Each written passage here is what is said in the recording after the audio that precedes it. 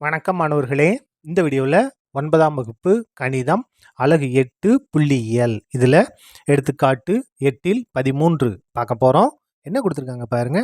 கீழ்காணும் தரவுகளின் இடைநிலை அளவு 24 எனில் எக்ஸின் மதிப்பை காண்க. இங்கே ஒரு தரவு கொடுத்துருக்காங்களே, பிரிவிடைவெளி 0 to 10, 10லேருந்து 20, 20லேருந்து 30, 30லேருந்து 40, 40லேருந்து 50 நிகழ்வெண் கொடுத்துருக்காங்க. இந்த நிகழ்வெண்ணில் எக்ஸ் தெரியல, அந்த எக்ஸை தான் கண்டுபிடிக்கணும். இதனுடைய இடைநிலை அளவு 24 கொடுத்துட்டாங்க. சரியா? பாருங்க, முதல்ல கொடுத்த எடுத்து நம்ம அப்படியே எழுதிக்கலாம். இந்த இடத்துல பாருங்க, இது பிரிவு இடைவெளி, இது நிகழ்வெண். நமக்கு என்ன வேணும்னா குவிவு நிகழ்வெண் வேணும். குவிவு நிகழ்வெண் வேணும். அதை முதல்ல கண்டுபிடிச்சலாமா? பாருங்க, குவிவு நிகழ்வெண். குவிவு நிகழ்வெண் எப்படி கண்டுபிடிக்கணும்? முதல்ல இந்த 6 இருக்கா, இந்த 6 அப்படியே எழுதிடணும். திரும்ப இந்த 6ஐயும் 24ஐயும் கூட்டி எழுதணும். 6 + 24, 6ஐ 24ஐயும் கூட்டினா 30. அதுக்கு 30 எக்ஸையும் கூட்டணும். 30ஐயும் எக்ஸையும் கூட்டுறோம். என்ன வரும்? அதே தான். 30 எக்ஸையும் கூட்டினா 30 + எக்ஸ் தான். எதையும் செய்ய முடியாது. ஒரு நம்பர்னா கூட்டி எழுதலாம். இது என்னது? ஒரு மாறி வந்திருக்கு, அதை அப்படியே தான் எழுதணும். அதுக்கு அடுத்து பாருங்க, இந்த 30 + எக்ஸையும் எதையும் கூட்டணும்?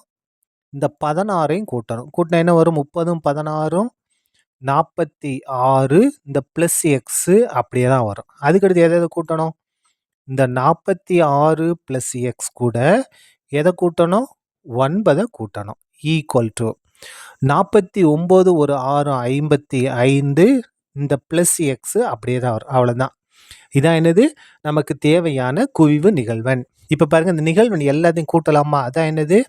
நமக்கு தேவையான கேபிட்டல் எண். இது எல்லாத்தையும் கூட்டினா இதே ஆன்சர் தான் வரும். என்ன வரும்? 55 + எக்ஸ் தான் வரும். வேணா கூட்டி பாருங்க. 6ஐயும் 24ஐயும் கூட்டினா 30, 30 ஒரு 16 46, 46 ஒரு 9 55. இந்த ப்ளஸ் எக்ஸ் அப்படியே வந்துடும். சரியா? இப்போ பாருங்க, நமக்கு ஒரு முக்கியமான ஸ்டெப்பு. இடைநிலை 24 கொடுத்துட்டாங்க. அப்போ இந்த 24 எது எதுக்கும் இடைப்பட்டதாக இருக்கும். பாருங்க, 20க்கும் 30க்கும் இடைப்பட்டதான 24. அப்போ இதான் என்னது? நமக்கு தேவையான இடைநிலை பிரிவு. அப்போ இடைநிலை பிரிவு என்ன? 20லிருந்து 30. இந்த இடைநிலை பிரிவு இருக்கு இல்லையா, இதனுடைய கீழ் எல்லை தான் எல்லோட மதிப்பு. இப்போ எல்லோட மதிப்புங்க என்ன? 20. இப்போ பாருங்க, இந்த பிரிவு இடைநிலை பிரிவு இருக்கு இல்லையா, இதுக்கு நேரே இருக்கக்கூடிய நிகழ்வெண் இருக்கு இல்லையா, இதான் எஃப்.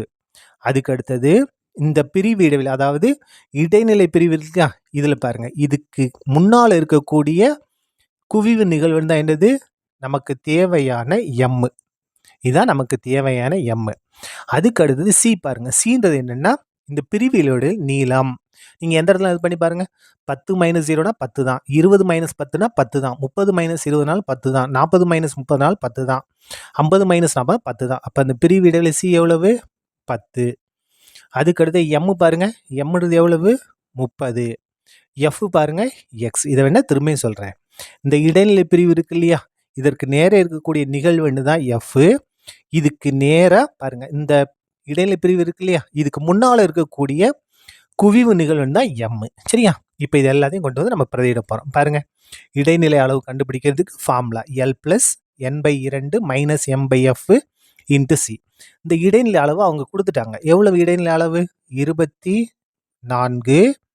= L. Lோட மதிப்பு எவ்வளவு?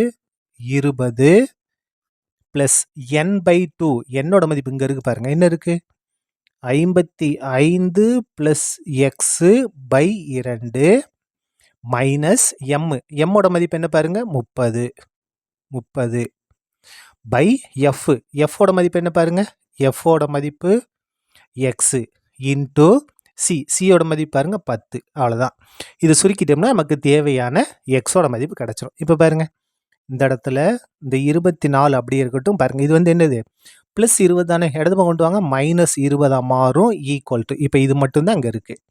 இந்த இடத்துல இந்த எக்ஸ் அப்படியே இருக்கட்டும். சரியா? இப்போ பாருங்க, இந்த 30னா என்ன அர்த்தம்? 30/1ன்னு அர்த்தம். இந்த இடத்துல குறுக்கு பெருக்கல் எடுக்க போகிறோம். முதல்ல பகுதியை பெருங்க. 2 1 2. இப்போ குறுக்கு பெருங்க. 1ஐயும் 55 + எக்ஸையும் பெருக்குனா 55 + எக்ஸ். இந்த மைனஸ் அப்படியே வந்துடும். 30 2 பேர்னா 30 2 60 பெருக்கல் இந்த 10 அப்படியே. இந்த இடத்துல என்ன செஞ்சுருக்கோம்? குறுக்கு பெருக்கல் தான் எடுத்துருக்கோம். சரியா? இப்போ பாருங்க, 24ல் 20 கழிச்சிட்டா 4, ஈக்குவல் டு இது சுருக்கிடலாமா? இந்த எக்ஸு அப்படியே இருக்கட்டும். 55 மைனஸ் 60 வேற வேற குறி. அப்போ 60ல் 55 5 பெரிய நம்பருங்களா மைனஸ் -5/2 இந்த வகுத்தல் இருக்கு இல்லையா? இந்த வகுத்தலை நான் பெருக்கலாக மாற்றுறேன். அப்போ இது தலைகீழ மாறும். எக்ஸ்னா என்ன அர்த்தம்? x/1 அர்த்தம். இது தலைகீழ மாறும் பாருங்க. 1/x பெருக்கல் இந்த 10 அப்படி வந்துடும். இந்த ஸ்டெப் இன்னொருக்கா சொல்லட்டுமா? 24ல் 20 கழிச்சா 4. இந்த எக்ஸ் அப்படி எழுதிட்டோம். 55 மைனஸ் 60னா வேற ஒரு கழிப்போம். கழிச்சா 5 பெரிய நம்பர்கள் -5/2 அப்படியே வந்துருச்சு. இந்த வகுத்தலை நம்ம பெருக்கலாக மாற்றுறோம். அப்போது எக்ஸ் மட்டும் இருக்குது. எக்ஸ்னா என்னது? x/1 வகுத்தலை பெருக்கலாம் மாதிரி தலைகீழ மாறும். x/1 1/x மாறிடுச்சு. இன்ட்டு 10 அப்படியே வந்துருச்சு. கேன்சல் பண்ணுமா பாருங்க. O 2 2 I 2 10 4 ஈக்குவல் டு மிச்சம் என்ன இருக்குது பாருங்க. பகுதியில் வெறும் எக்ஸ் மட்டும்தான் இருக்குது. இங்கே என்னென்ன இருக்குது பாருங்க. எக்ஸ் இங்கே 5 இருக்கா? 5 ஒன்று முன்னால் எழுதிடலாம். 5 இன்ட்டு எக்ஸ் மைனஸ் 5 இது மட்டும்தான் இருக்குது பாருங்க. 5 பெருக்கல் எக்ஸ் மைனஸ் முன்னால் எழுதியாச்சு. ப்ராக்கெட் போட்டால் பெருக்கல் தான். இப்போ சுருக்கிடலாமா? எக்ஸ் இங்கே வகுத்தல் இங்கே வந்தால் பெருக்கலாம் மாறுமா? அப்போ 4x வகுத்தல் அடிச்சு இங்கே வந்தால் பெருக்கலாம் மாறிடுச்சு. 5 உள்ள பெருங்க. 5 எக்ஸையும் பெருக்குனா 5x மைனஸ் 5 25. இப்போ பாருங்க எக்ஸ்லாம் ஒரு பக்கம் கொண்டு வந்துருங்க. இந்த இடத்துல 4x இது ப்ளஸ் 5x அங்கே வந்தால் minus 5x equal to minus 25. இங்கே எழுதலாமா? 4x மைனஸ் 5x வேற வேற குறி இல்லையா? அப்போ 5xல 4x கழிச்சா 1x பெரிய நம்பருக்குலாம் மைனஸ் மைனஸ் 1x 1 போட வேண்டிய அவசியம் இல்லை. எதுக்கு சமமாக இருக்கும்? மைனஸ் 25க்கு சமமாக இருக்கும். அப்போ மைனஸ் கேன்சல் ஆயிரும். X equal to 25. இதான் என்னது? நமக்கு தேவையான எக்ஸோட மதிப்பு. இதோட இந்த கணக்கும் முடிந்தது. நன்றி.